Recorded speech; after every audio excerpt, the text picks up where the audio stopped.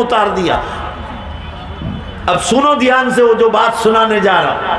اتنا چھوٹا ہے 8-9 سال کا کہ اس کے ماں باپ, سنیے دھیان سے, اس کے ماں باپ اگر کسی شادی میں جائے یا موت میت میں یا جنازے میں جائے تو اس حافظ قرآن بچے کو, جو ان کی سگی اولاد ہے, اپنے مکان کی چابی یہ ماں باپ اپنی سگی اولاد حافظ قرآن کو نہیں سونپتے, اس لیے کہ چھوٹا بچہ ہے. پڑوس کی عورت کو دے کر جاتے ہیں کہ میرا بچہ مدرسے سے آ جائے, حفظ کلاس کر رہا ہے, حافظ قرآن ہو چکا ہے, اسکول بھی جا رہا ہے, 9 سال کی عمر ہے, ابھی 4تھا دھورن پڑھ رہا ہے, 4تھی کلاس میں یا 5ویں کلاس میں, چھوٹا سا بچہ ہے. اگر میں اس کو چابی دے دوں گی ماں کہے گی تو ہو سکتا ہے چھوٹا سا بچہ ہے, مکان کھلا چھوڑ کر بھاگ گیا, کتے گھس گئے, گدھے گھس گئے, یا گیس کو چولہا چالو رکھ دیا, آگ لگ گئی, چولہا چڑھ گیا. اس ڈر کے مارے ماں باپ اس حافظ قرآن جو چھوٹا سا بچہ ہے,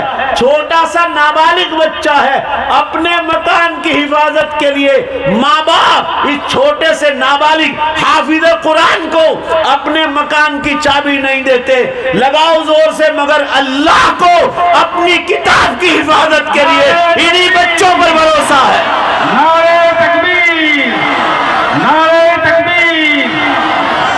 دوبارہ میں کہتا ہوں, دوبارہ لگائیے, میں آپ کو بھی بول رہا ہوں, مگر اللہ کو اپنی کتاب کی حفاظت کے لیے زور سے بولو, انہی بچوں پر بھروسہ. نعرہ تکبیر, نعرہ تکبیر. اب آئیے, اس قرآن میں کیا لکھا ہے؟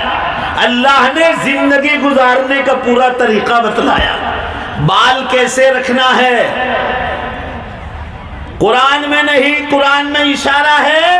قرآن تو صرف ایک چھوٹا سا اشارہ کرتا ہے. قرآن کو انسائکلوپیڈیا نہیں کہ اس کی ہر چیز کھول کھول کر بیان. قرآن تو اشارہ کرے گا, حدیث میں اس کی تفصیل آئے گی. بال کس طرح رکھنا ہے, جیسے آج کل کے بال رکھے جاتے ہیں, چاروں طرف سے منڈانا اور بیچ میں بال چھوڑ دینا. قرآن و حدیث آپ کو انکار کرے گا. قیامت کی نشانیوں میں بتلایا ہے کہ قضا عام ہو جائے گا, اس کو قضا کہتے ہیں. چاروں طرف سے بال منڈا لینا, جیسا کہ آج کل ہمارے نوجوان کر رہے ہیں, بالوں میں کلر کرتے ہیں اور بیچ میں بال چھوڑ دیتے. آمین کہو زور سے. اللہ ہمارے, آمین کو, اللہ ہمارے ان جوانوں کے ایسے بال رکھنے سے, ایسی فیشن کرنے سے اللہ ان کی حفاظت فرمائے. آمین ثم آمین. قرآن کہے گا مونچھیں کترواؤ, قرآن یہ کہہ رہا ہے داڑھی بڑھاؤ, قرآن یہ کہتا ہے سیدھے ہاتھ سے شرٹ, پینٹ, کرتا, پائجامہ, لنگی, پہلے سیدھا ہاتھ اور سیدھا پاؤں ڈالو, پھر الٹا پاؤں اور الٹا ہاتھ, اور نکالتے وقت پہلے الٹا ہاتھ, پہلے الٹا پاؤں اور پھر سیدھا پاؤں, پھر سیدھا ہاتھ. ٹوائلٹ میں جاؤ پیشاب پانی کرنے کے لیے تو پہلے باہر دعا پڑھو اور الٹا پاؤں رکھو, اور جب نکلو پیشاب استنجا سے فارغ ہو کر تو پہلے سیدھا پاؤں باہر نکالو, باہر نکل کر دعا پڑھو. بستر پر جاؤ, داہنی کروٹ سو اور دعا پڑھ کر سو. بستر سے اٹھو تو پہلے دعا پڑھو. ابن ماجہ کی حدیث میں ہے رسول اللہ صلی اللہ علیہ وسلم بستر سے اٹھنے کے بعد پہلے دعا پڑھتے, اور کام کاج میں پہلا کام یہ کرتے کہ آپ اپنے مبارک ہاتھ سے بستر کو جو ہے بستر کو صحیح فرماتے تھے. یہ آپ کا پہلا کام ہوتا.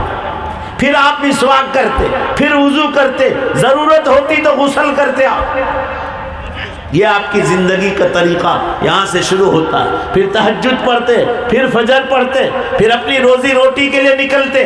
رسول اللہ صلی اللہ علیہ وسلم, اللہ نے صرف نماز پڑھنے کے لیے نہیں بھیجا, نماز کے وقت نماز, روزے کے وقت روزہ, حج کے وقت حج, قربانی کے وقت قربانی, زکوٰۃ کے اور خیرات کے وقت زکوٰۃ اور خیرات. جانوروں پالتے ہو تو جانوروں کے حقوق بتلا, ان کو کھلاؤ, ان کو پلاؤ. سردیوں میں جیسے تم سویٹر اور کمبل اوڑھتے ہو, گرم کپڑا جانوروں کو بھی پہنا, ورنہ اللہ تمہیں قیامت کے دن پوچھے گا. یہ قرآن میں لکھا ہے. قرآن تو اشارہ کرے گا, قُلْ إِن كُنتُمْ تُحِبُّونَ اللَّهَ فَاتَّبِعُونِي. اگر تم چاہتے ہو کہ اللہ تم سے راضی ہو جائے, زور سے بے شک بولو, پورا مجمع زور سے بولو, نبی کی اتباع کرو. بے شک نبی نے اتباع کر کے قدم قدم پر چیز بتلائی. نبی صلی اللہ علیہ وسلم نے فرمایا کہ ٹیریس پر اوپر چھت پر نہ سو جس کی باؤنڈری نہ کی ہو، چاروں طرف دیوار نہ کی ہو، ایسی جگہ سونے بھی مت جاؤ۔ پیشاب کرنے کا طریقہ بتلایا ہے، قبلے کی طرف نہ کرو، قبلے کی پیٹھ بھی نہ کرو، کھڑے کھڑے پیشاب نہ کرو۔ آپ نیچے کھڑے ہو اور پیشاب اوپر جا رہا ہے جس سے چھینٹے کپڑے اور بدن پر آئے نہ، بند ٹوائلٹ میں قبلے کی طرف اور قبلے کی پیٹھ کی اجازت نہیں، تو کھلے میدان میں تو کبھی اجازت نہیں ہوگی۔ نماز مسجد میں پڑھی جائے گی، کبھی مجبوری ہو تو گھر میں پڑھے آدمی، مگر جماعت سے پڑھے۔ مگر راستوں پر نماز پڑھنے سے منع کیا ہے، جہاں سے لوگوں کے آنے جانے کا راستہ ہے، جلوس نکال کر کتنے ہوشیار مسلمان روڈوں پہ نماز پڑھنے شروع کر دیتے جلوس نکالتے ہو، یہ سب گناہ کی بات ہے۔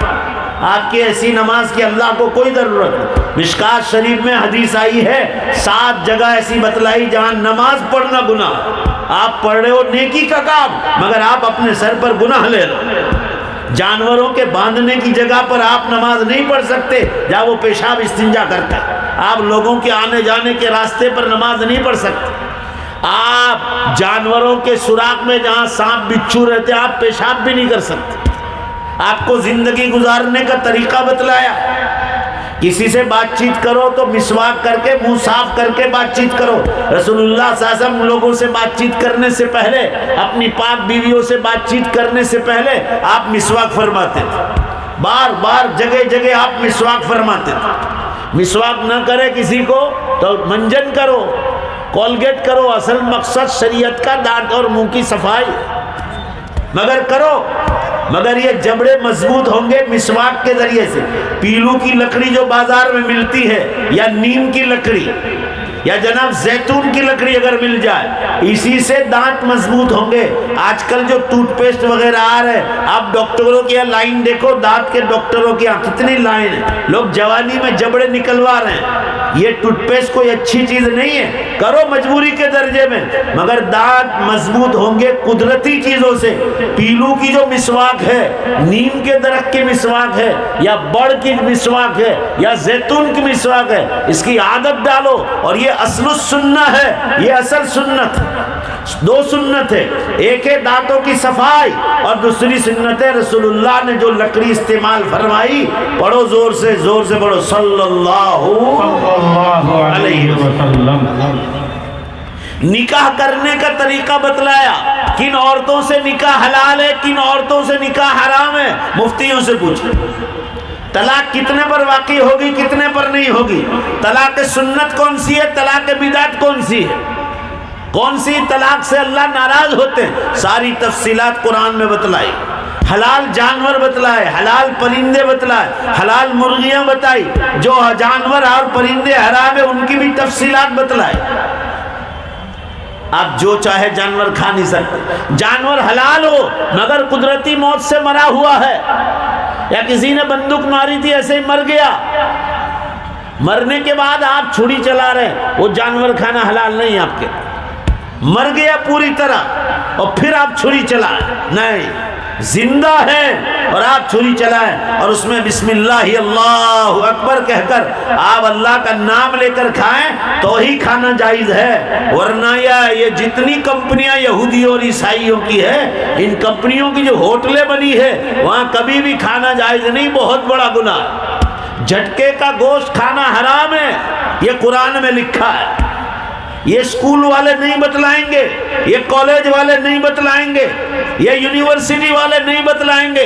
ماں باپ کی عزت کیا ہے، ماں باپ کی خدمت کیا ہے، یہ اسکول کالج والے نہیں بتلائیں گے، یہ مدرسے والے بتلائیں گے۔ بیوی کا حق، شوہر کا حق، اولاد کا حق، پڑوسی مسلمان کا حق، پڑوسی غیر مسلم کا حق، دادا دادی نانا نانی کا حق، بھانجے بھتیجے نواسے پوتے، ان سب کے حقوق اللہ نے بتلائے۔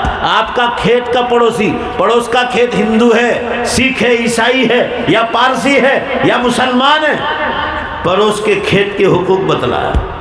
کسی کے کھیت میں موٹر چل رہی پانی کی اور آپ نے اس کی نالی پھوڑ دی، چپ چاپ رات کو جا کر کہ 10 بیگھا 10 کٹھا جو ہے ہماری گنا پک رہا ہے، نالی پھوڑ دو، بسم اللہ الرحمن الرحیم کر کے فی سبیل اللہ نے۔